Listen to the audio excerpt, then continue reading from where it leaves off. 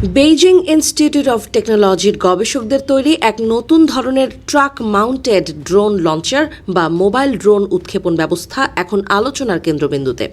সাধারণ পণ্যবাহী ট্রাকের আদলে তৈরি এই যন্ত্রটি এমনভাবে ডিজাইন করা হয়েছে যে বাইরে থেকে একে দেখে কোনোভাবেই বোঝার উপায় নেই যে এর ভেতরে লুকিয়ে আছে ধ্বংসাত্মক এক আকাশশক্তি। মূলত সাধারণ ট্রাফিক বা নাগরিক পরিবহনের ভিড়ে মিশে গিয়ে এই ড্রোন লঞ্চারগুলো তাদের অবস্থান গোপন রাখতে সক্ষম। ভিডিও ফুটেজে দেখা গেছে ৮ চাকার ৩টি ট্রাক একে অপরের সাথে যান্ত্রিক কবজার মাধ্যমে যুক্ত হয়ে মুহূর্তের মধ্যেই একটি বিশাল রানওয়ে বা লঞ্চিং প্ল্যাটফর্ম তৈরি করে ফেলেছে।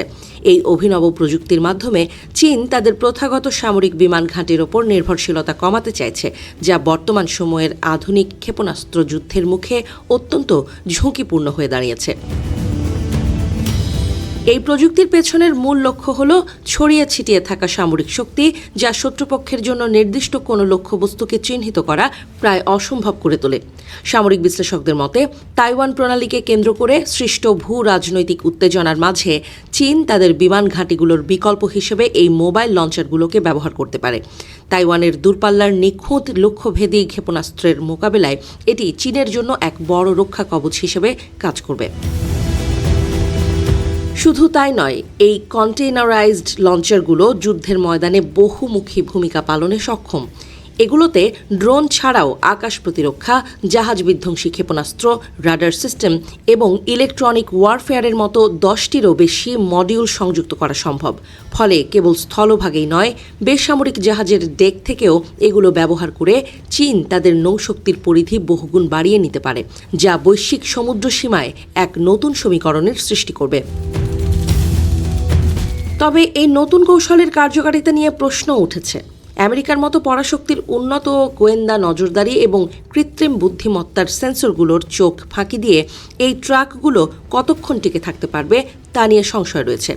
কারণ আধুনিক যুদ্ধক্ষেত্রে ড্রোন শনাক্ত হওয়ার সাথে সাথে আক্রমণের সময়সীমা অত্যন্ত সংকুচিত হয়ে আসে, যেখানে টিকে থাকতে হলে অত্যন্ত দ্রুত অবস্থান পরিবর্তনের কোনো বিকল্প নেই।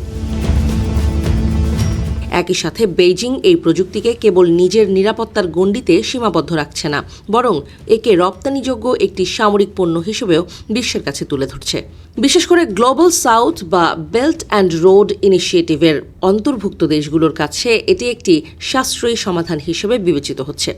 যেসব দেশ বিশাল বিমান বাহিনী বা যুদ্ধজাহাজ রক্ষণাবেক্ষণে ব্যর্থ, তারা এই ড্রোন প্রযুক্তির মাধ্যমে নিজেদের আকাশসীমায় বড় ধরনের সক্ষমতা অর্জন করতে পারবে। বিশ্লেষকদের আশঙ্কা, চীনের এই কৌশল সামরিক প্রযুক্তির সহজলভ্যতা বাড়ালেও এর পেছনে লুকিয়ে আছে বড় ঝুঁকি। চীনা সামরিক যন্ত্রাংশের গুণগত মান, রক্ষণাবেক্ষণ জটিলতা এবং যন্ত্রাংশ পাওয়ার অনিশ্চয়তা দীর্ঘমেয়াদে আমদানিকারক দেশগুলোর জন্য গলার কাঁটা হয়ে দাঁড়াতে পারে। এতদসত্ত্বেও ইরান বা ইয়েমেনের মতো বিভিন্ন সংঘাতময় অঞ্চলে ইতোমধ্যে চীনের ড্রোন প্রযুক্তির ব্যবহার এর গ্রহণযোগ্যতা এবং প্রভাব সম্পর্কে একটি স্পষ্ট বার্তা দিয়ে রেখেছে। পরিশেষে চীনের এই ট্রাক ভিত্তিক ড্রোন উৎক্ষেপণ ব্যবস্থা আধুনিক রণকৌশলে এক নতুন দিগন্ত উন্মোচন করেছে। এটি প্রমাণ করছে যে ভবিষ্যৎ যুদ্ধ কেবল বিশাল রণতরী বা শত শত বিমানের ওপর নির্ভর করবে না, বরং লুকিয়ে থাকা ছোট ছোট ইউনিটের সমন্বয়ে গড়ে ওঠা অদৃশ্য শক্তির লড়াই হবে মূল চ্যালেঞ্জ।